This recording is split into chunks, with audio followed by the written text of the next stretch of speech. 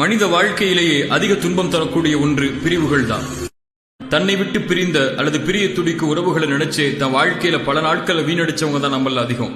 ஒன்னு புரிஞ்சுக்கணும், இறைவன் கொடுத்த இந்த வாழ்க்கையில நம்மளோட கடைசி வரை நம்ம இலக்கடைய நமக்காக அமைக்கப்பட்ட உறவுகள் நம்மோட தான் கடைசி வரை இருக்கும். அதை உலகமே நினைச்சாலும் பிரிக்க முடியாது. நம்மளோட நம்ம இலக்கடைய தகுதி இல்லாத உறவுகள் நம்மளை விட்டு பிரிஞ்சுதான் ஆகும். உலகமே நம்மளோட தக்க வைக்காத நினைச்சாலும் தக்க வைக்க முடியாது. அந்த பிரிவுகள் வழியை தரும், வேதனையை தரும். மனசுக்கு சொல்லிக் கொடுக்க வேண்டிய விஷயம் ஒண்ணுதான், உன்னோடு இருக்க தகுதி இல்லாத உறவுகள் உன்னோடு ஒருபோதும் இருக்காது. அந்த உறவுகளுக்கு தைரியமா விடை கொடு.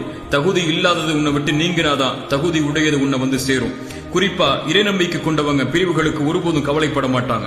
இறை தூதர் சொன்னாங்க, இறை நம்பிக்கை கொண்ட ஒரு மனிதனுடைய செயல் என்னை ஆச்சரியப்படுத்துகிறது. அவர்களுடைய எல்லா காரியங்களும் நல்லதாகவே அமைகிறது.